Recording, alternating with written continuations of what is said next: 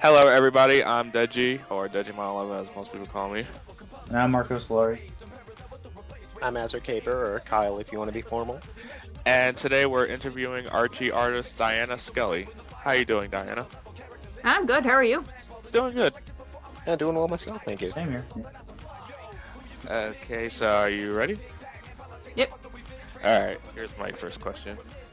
How are you first exposed to Sonic the Hedgehog? I guess I would say Satam was my gateway drug. I'm gonna sound like a heretic, but I guess I could say I was a very casual PC gamer until I was 12. So I would play Sonic Adventure at my neighbor's house and friend's house, and it was the girl next door. Like, what is this game about? There's a water monster destroying the place. I have to play this game eventually. So so I started off with the Adventure series, and then I went back and played the classic games, and it's all history from there, I guess. Okay. Any classic game that sticks out to you? Pardon? Any classic game that stuck out to you? I'd say I gravitated towards Sonic 3 the most. Very compelling save states. Yay. Is that a favorite? Yes. Yeah, Yes, it is. It's a fan favorite. We're actually trying to get it on mobile. Yeah. Really? We're voting for all that stuff. Yeah, come on, Sega, let's make it happen. Yeah. Alright, I'll ask the next question. Who's your favorite Sonic character? I would have to say Dr. Eggman. I think he was the most consistently entertaining, and he's this mishmash of different entertaining concepts. Like he's a technology mogul, mad scientist, always doing something different. Hey, look at that ancient burial ground over there. I'm gonna build a fortress over that. Why are there ghosts everywhere? Surely there's no repercussions. it seems that no matter what continuity he's in, he's always the best written character. Oh yeah, I do agree. Yeah. he was supposed to be the main character, so. Yeah, that is true. In pajamas. It looks like theater worthy. I think that's what they were going for. Yeah. Eggs into dreams. Yeah. Exit. Oh god. Okay, well now it's onward to me. Now, Diana, I have to say, you have made an amazing first impression. I'm absolutely in love with your work. Like, the characters are cartoony, they're expressive, they're cutesy. You just rock. I love that. And my question, going on from there is, have you gotten any memorable responses that your work has gotten? Like, is there anybody on a forum, somebody you know in real life, somebody that, just said you rock? Was there a memorable response to that? I've gotten a really warm response from the Sonic fan base. They're so complimentary. I actually going in thought that my response would be more mixed, because I knew that the Archie comics had a very varied team, and the fan base had a lot of varied interests. Like, you got the Spaz fans, you got the Bates fans, you got the John Gray fans, all over the map and whatnot. So, Yeah, well, I'd say the warm reception has been very well deserved. Yeah. I'm not exaggerating when I say this. You are my favorite artist. I love your work. And I'm not exaggerating where I have to say I agree with him. oh, thank you so much. Oh, you're more than welcome. And I hope you're on board for the book for as long as they love you. Stick as long as I can. Yeah. That will lead into my next question. How did you begin your career? How did you get involved with? It's actually kind of boring. I'll try to make it as interesting as possible. I followed the directions listed on the BumbleKing.com website left by Paul Kaminsky, how to apply, and submitted 5 comic pages based off of one of the scripts that Ian submitted to Archie that he posted on the website as well. And roughly 2 weeks later, I got a response. We like what we see, but we need to work on your storytelling. I'll send you some reference material. And a package arrives in the mail and it has a pile of free comics in it. It's like, oh, thanks, Paul. And so time passed, and schedule opened up for me to do some variants and some off panels. And I decided to try and submit one last set to like kind of hone in my storytelling abilities, and it was the sequence where Doll's final form is revealed, and mysteriously, after completing Tailstall's final form, my hard drive died. Oh my. I'd like to think that Tailstall is actually a really prima donna like character. He's really fussy over his appearance. So I redid it, sent that in. And Paul said, wow, this is exactly what we wanted. Originally, we were going to have you draw over Tracy's layouts for an upcoming Champions arc, but instead we're going to put you on the front lines. So Nice. Nice. By the way, I have seen those pages. Those are amazing. Yeah. Oh, thank you so much. Okay. I'll start with my question then. Which artwork are you most proud of that you've done? Proud of. The one where Dr. Eggman is riding a giant T-Rex skeleton chasing That's a Sonic Stick. Boom cover, right? For the comic. Sticks. The Sticks and Got it, Stones got it. Chased by Bones variant. And then you have get it? Sonic saying, "Get it, get it." That was a last-second call from higher-ups. I love how delightfully sassy Sonic is lately. Okay. Hey, I think you really nailed it out of the park. I have it on my phone.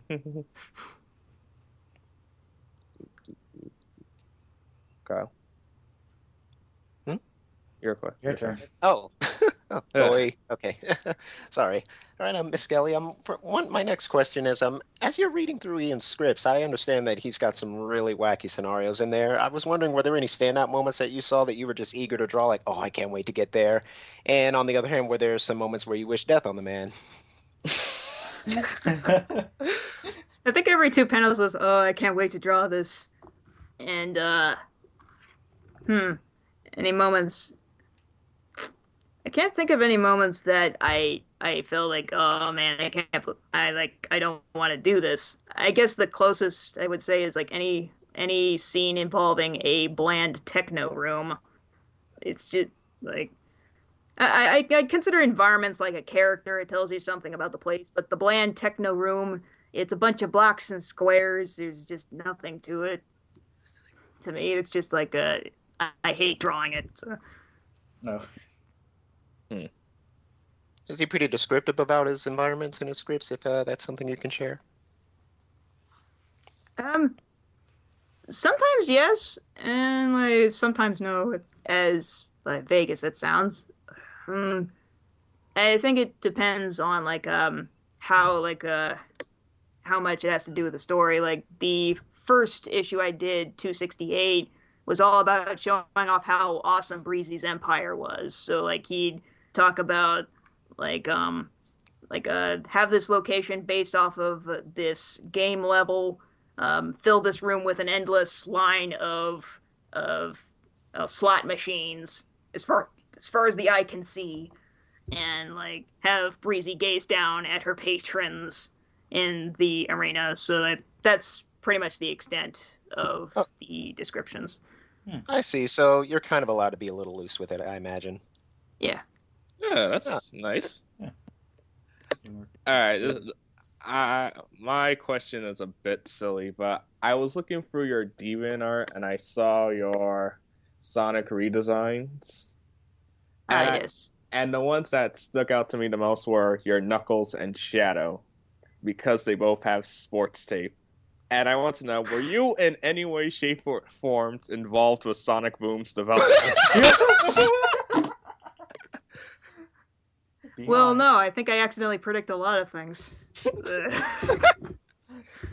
Like, at the time, I just wanted to really learn about character design, and I thought that the Sonic franchise had these really cool concepts, but like from a game perspective, they tell you that in a video game, you have to create an immediate connection with the player, and oftentimes the character design is designed to invoke an immediate connection. And I found that with a lot of people I knew that weren't avid Sonic fans, they had difficulty like connecting with the character. Like, who is this character? I've never seen them before. Like, what do they do? Why are they important?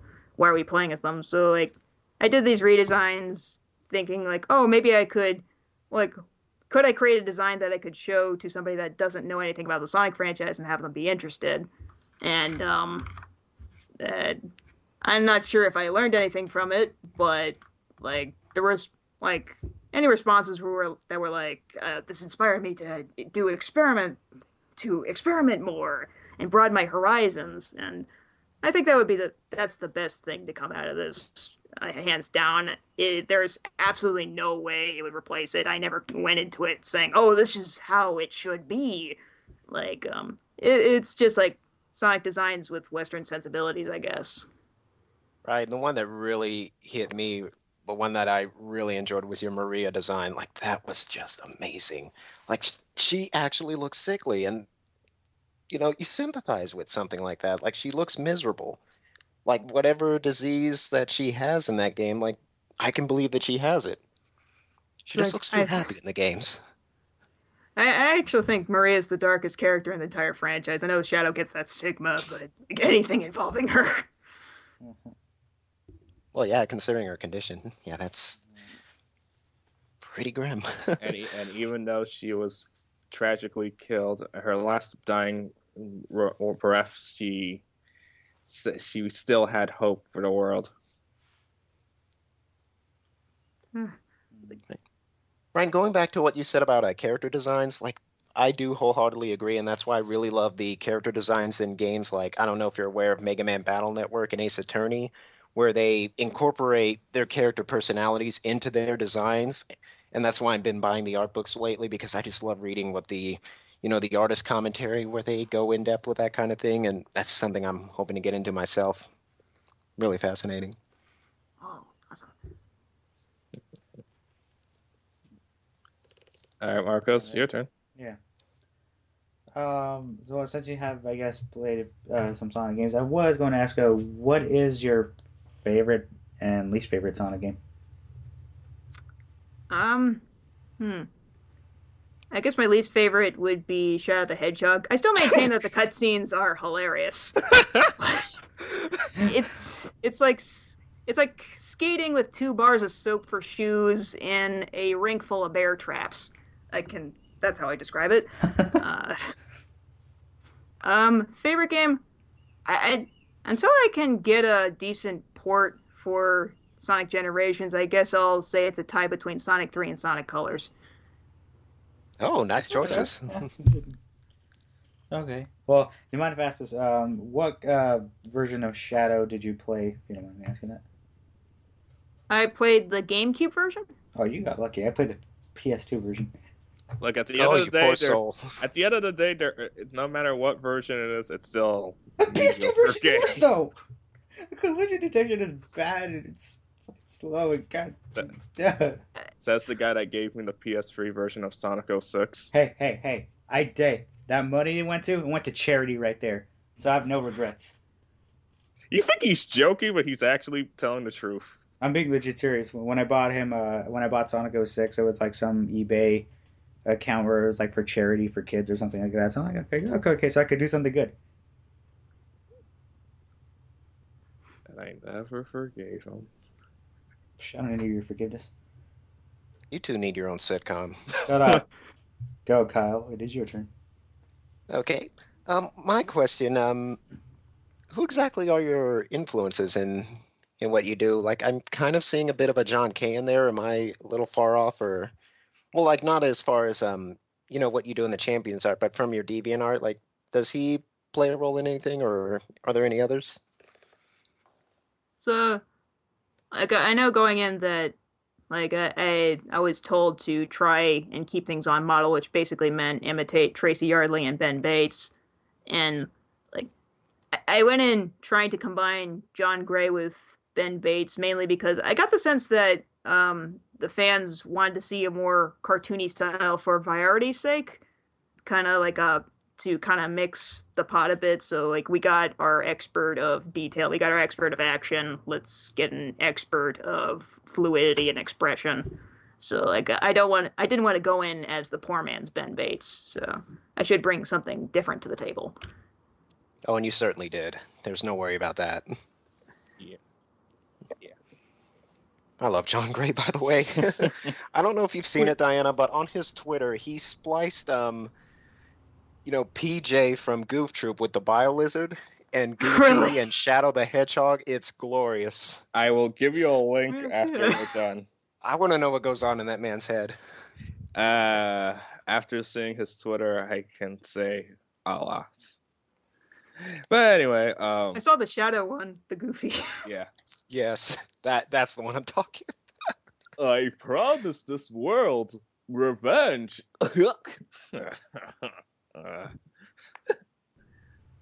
Alright, so what do you think is the hardest part about drawing for a comic book?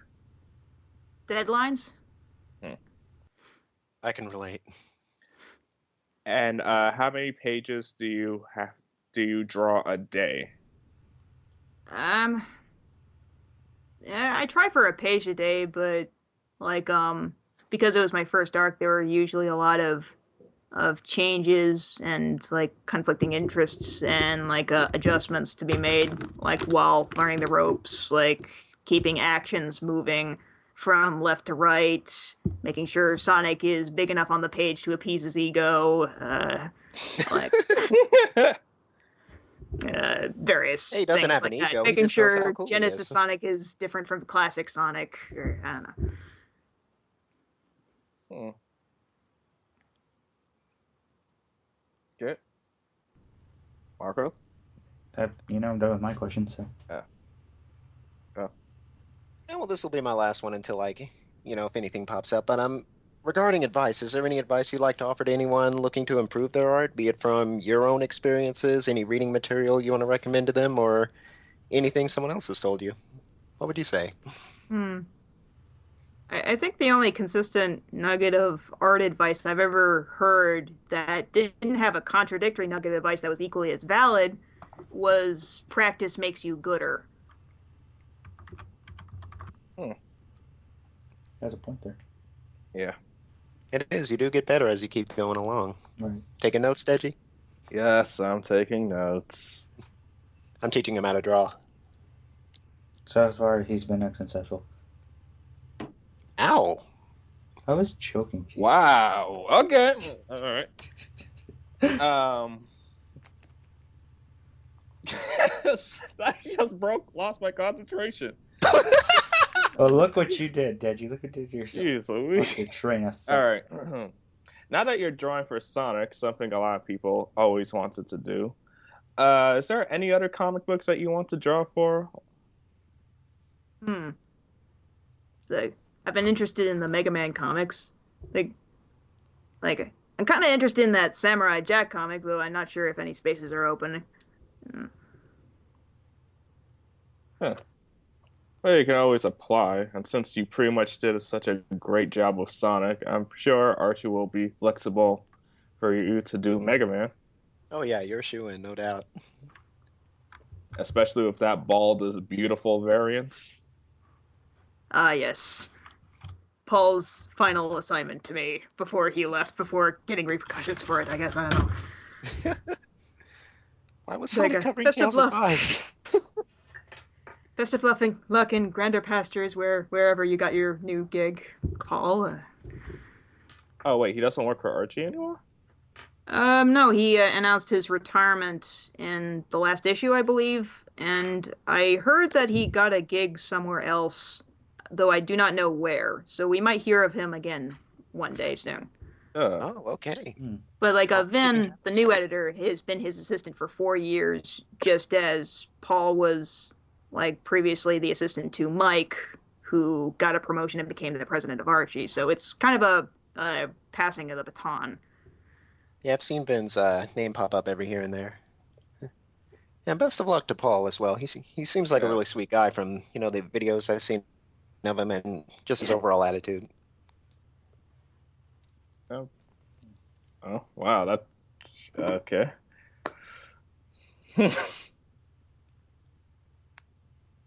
And what do you believe? What does the future hold for you? More comics. I don't particularly know what will happen. I'm keeping options open, That's and right now I'm concentrating on bettering my skills and getting my life in order. So, same here. I can relate. Yeah, well, you could do We it to all everybody. Yeah. Well, I can say best of luck, and we hope to see you more in the comics. Yeah. Me especially. well, He's a thank you real so big much. fan. Yeah, true. All right, Yeah. But so yeah, thank you that's for joining us on this interview, Diana. It was Well, thanks for having me. really an honor. Yeah, no problem. Okay.